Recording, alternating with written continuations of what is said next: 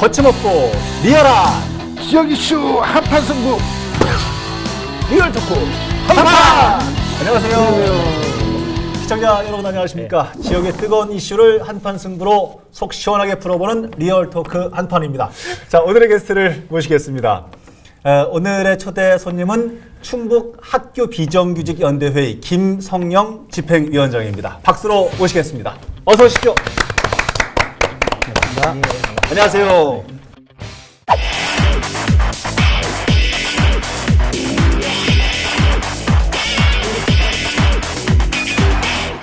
자, 우리 지역에도 비정규직이기 때문에 여러 가지 뭐 논란도 좀 있고요. 지난 6월 말 때는 또 파업을 하기도 했는데 관련해서 오늘 얘기를 좀 한번 해보겠습니다. 자, 오늘의 주제를 공개하겠습니다. 오늘의 주제는 바로 이겁니다. 충북 학교 비정규직 연대가 학교 비정규직 철폐를 주장하며 지난 6월 29일부터 이틀간 총파업에 들어갔습니다.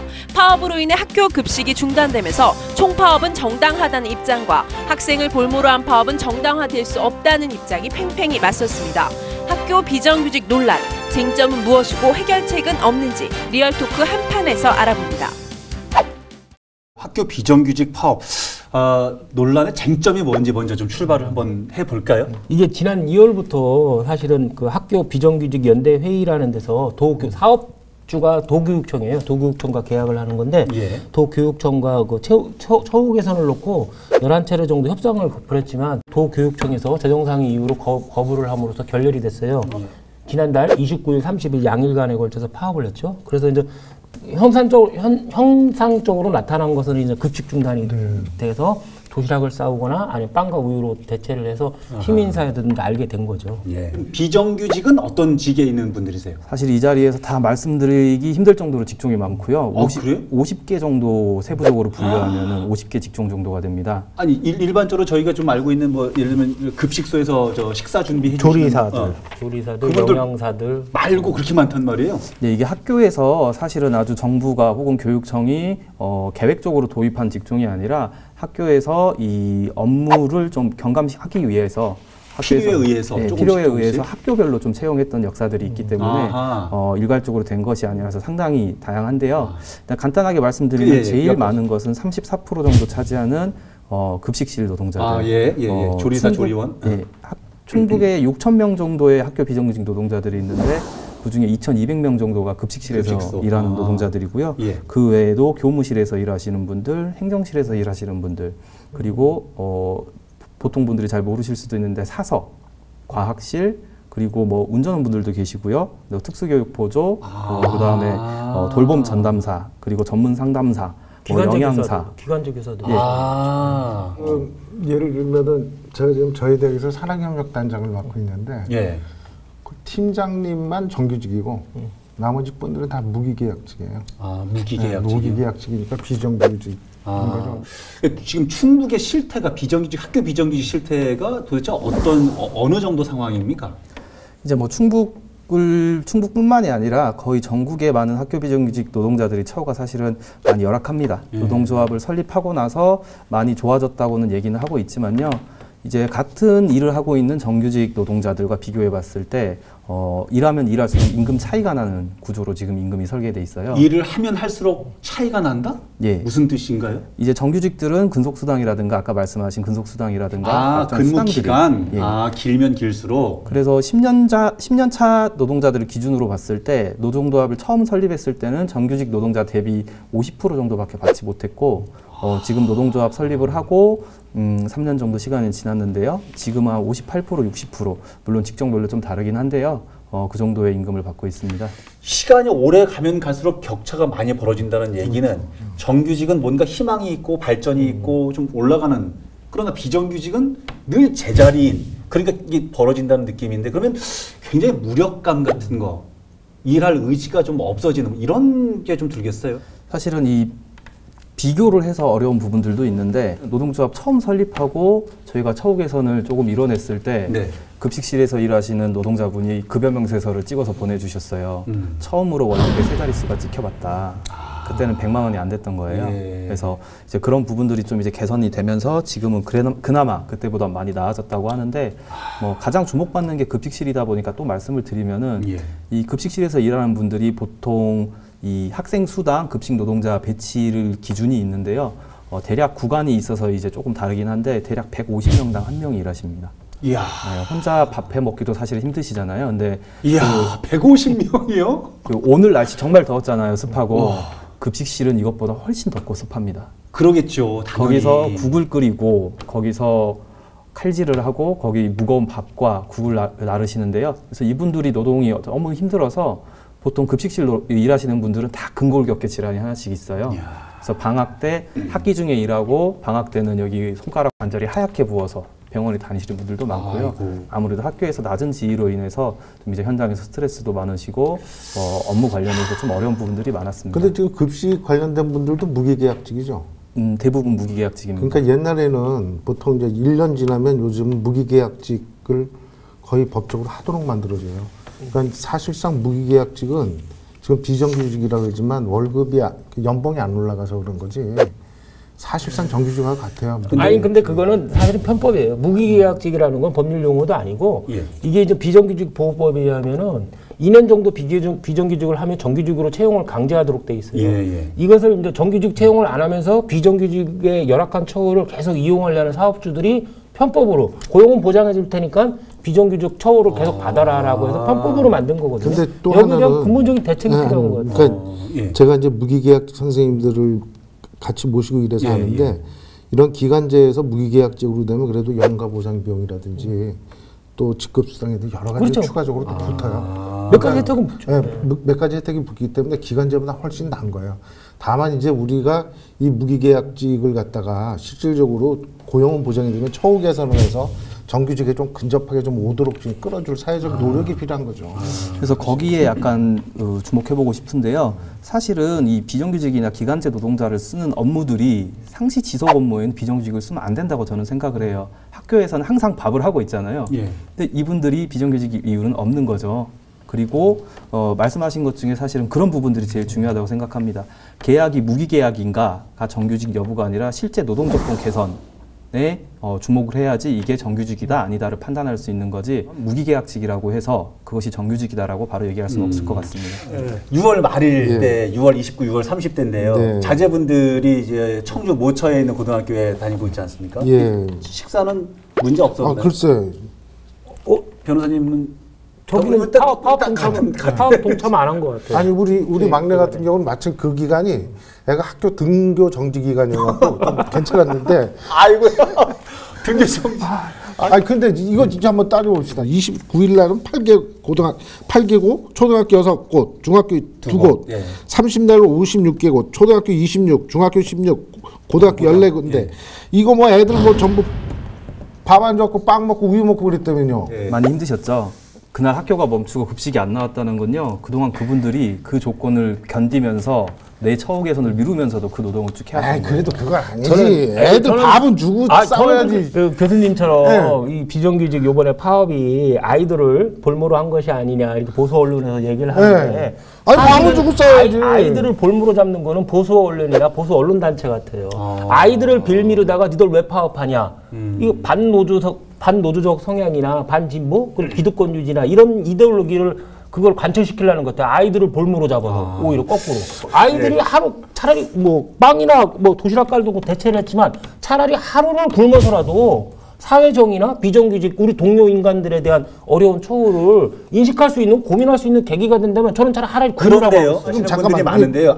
지금 거기 기획위원장 나오신 거예요? 아니 그렇다면 꼭 방법이 그거밖에 없었냐는 거죠.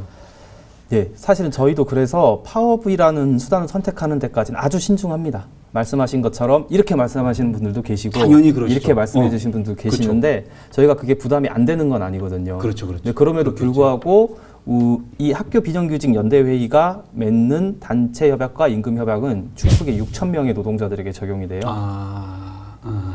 이 개선을 미룰 수는 없다라는 거예요, 저희는. 아니 위원장님 그렇다면 애들 피해 안 주고 살 수 있는 방법이 있잖아요. 어떻게? 방학 때면 되지, 방학 때. 방학 때. 그러니까 아니 방학 때 이렇게 하면 우리도 그 보면 파업이 안 먹히는 거 아니에요? 아니 그러니까 이게 완전 이것도 무력 시위지. 아니 교수님처럼 생각하는 분들도 있어요. 뭐 보수 단체나 보수 뭐 나 보수 아니야. 이렇게 뭐 이거 파업이 막 시민이나 아이들을 뭐 볼모를 잡고 있다. 그다음 국가 경쟁력을 약화시킨다라고 그러는데 사실은 파업이라는 건 노동자의 당연한 권리고 생존권의 필수적인 권리예요. 그래서 유럽 선진국 같은 경우는 노동자 권리를 당연히 파업권을 인정을 해주고 시민들의 불편을 감수해요. 이 정도 불편도 나의 조그마한 불편도 감수하지 못하고 상대방은 생존권이 걸린 문제거든요. 똑같이 놓고 비교할 수가 없는 거죠. 근데 애들 바깥고 그러면 안 되지. 애들 바깥고 하루 애들 굶어도 돼요. 더 중요한 이틀 굶었어, 이틀.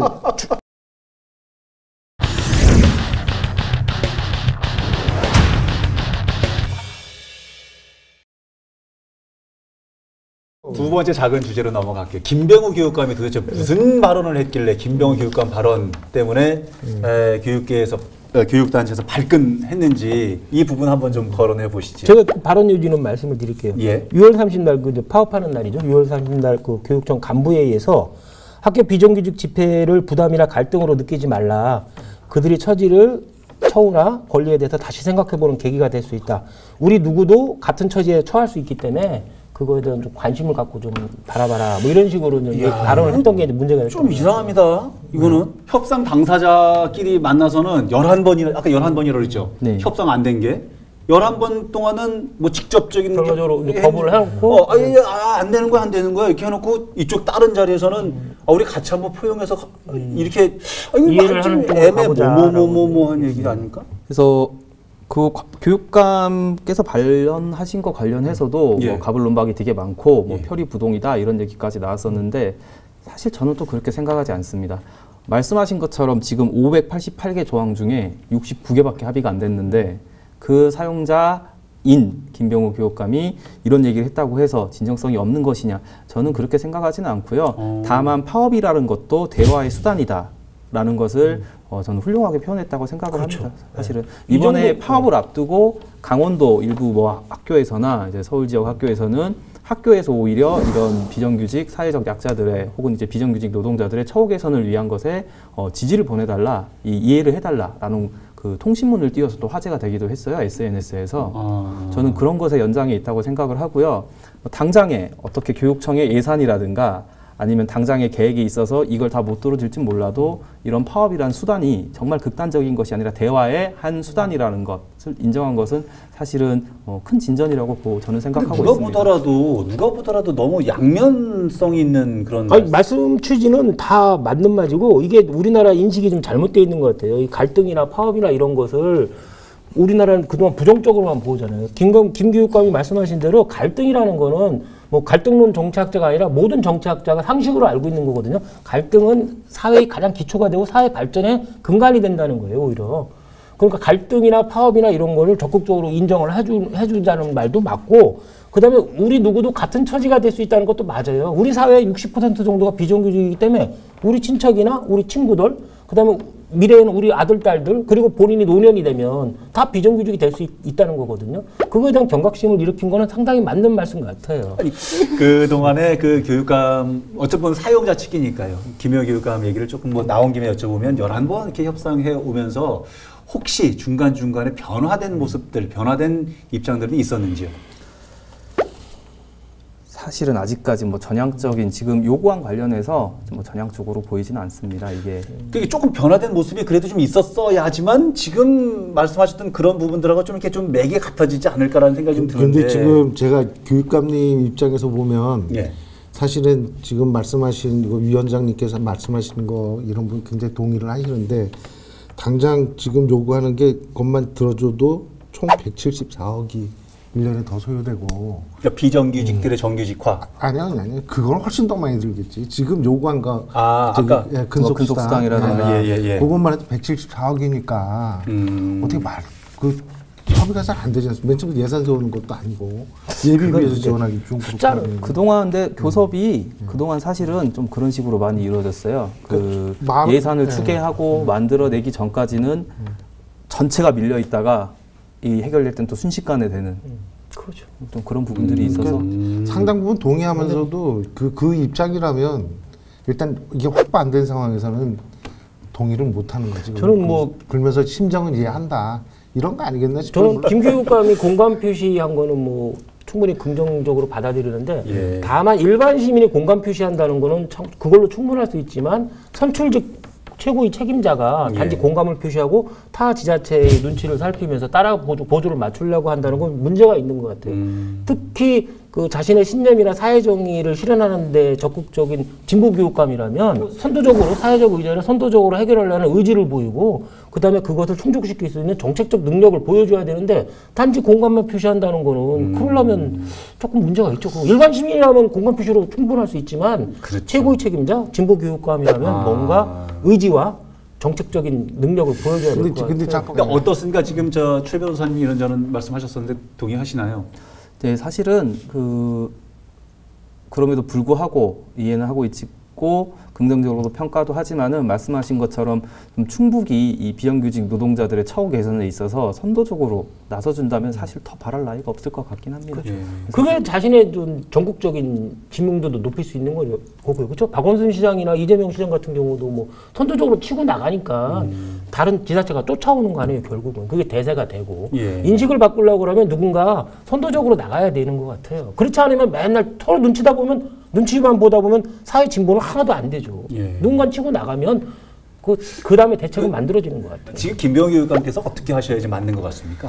이거 자체가 사실은 지금 여기 요구하는 사항이 상당 부분 이해도 되고 하지만 미리 이 충청도라든지 이런 부분은 미리 또 치고 나가기도 사실 좀 부담이 있을 것 같아요.